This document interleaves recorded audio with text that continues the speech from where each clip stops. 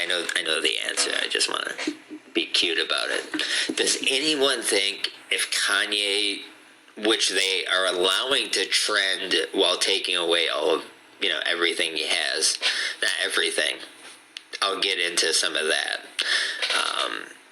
There was articles, he's not a billionaire anymore. His actual net worth went down to blah, blah, 400 million. Okay, so you're showing that you have the ability to take about $500 million from somebody just like that. You're really not winning anyone over. So this video, and the question I was going to ask, do you think if Kanye was going on a 2-week rant right now about white people and how they have hurt the world, America, fucking, the globe, the flat earth, the whatever you believe in, do you think there'd be any backlash? Do you think any company would have dropped him? Do you think a bunch of whites would get together to take him down? Of course not. There'd be nothing on this scale. He still wouldn't be trending. It would just be like, Kanye did this in his music for years. I think there was a point where he realized white people weren't Jewish people. I really believe that happened at some point. And I also reserve judgment that this whole thing is controlled, because I already made that video.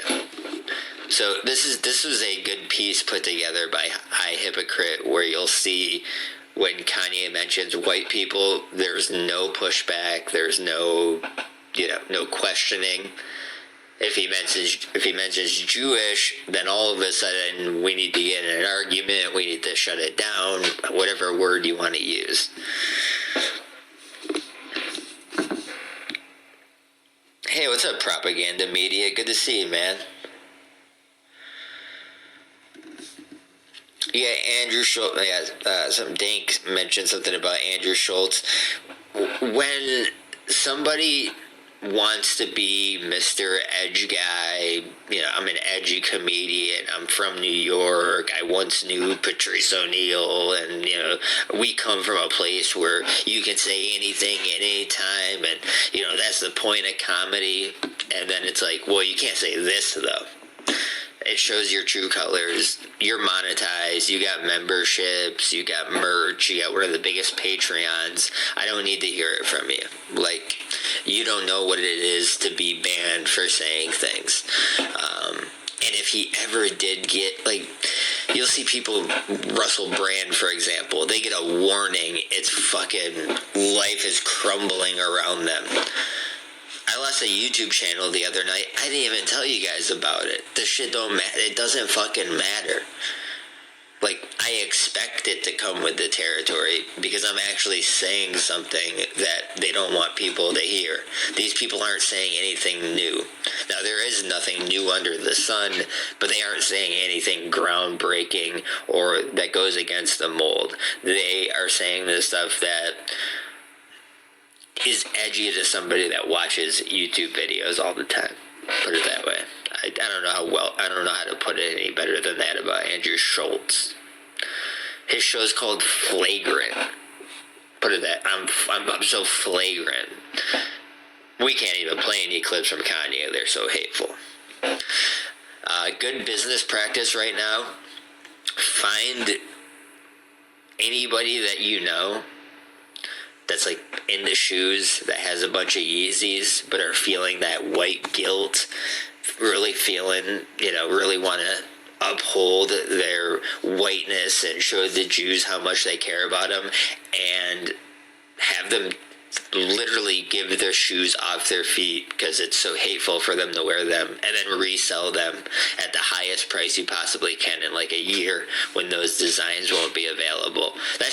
I'm just giving you guys some business advice. I think that'd be a great investment. Guys, I got the greatest investment for you. Let me tell you about this.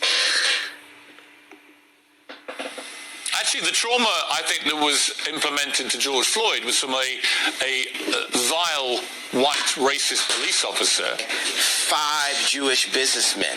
Why does the fact that they're Jewish have anything to do with it? Maybe they would feel like that. But why would you say it again? just so happens they are. So I'll set up the clip one more time. the point is, anything about whites on the table, anytime Jewish is mentioned, you see the pushback. And the George Floyd thing, there was an Asian guy there, there was like a Spanish guy there, like, we're not going to get into George Floyd. You know, I'm over George, like, I don't want to talk about Saint George Floyd above, I pray to thee. Actually, the trauma, I think, that was implemented to George Floyd was from a vile, white, racist police officer. 5 Jewish businessmen. Why does the fact that they're Jewish have anything to do with it? Maybe they would feel like that. But why would you say It again? just so happens they are. Well, okay. It just so happens they are. I love it. All right, so this is just like a 2-minute video, but it really hammers the point home. But why categorize them?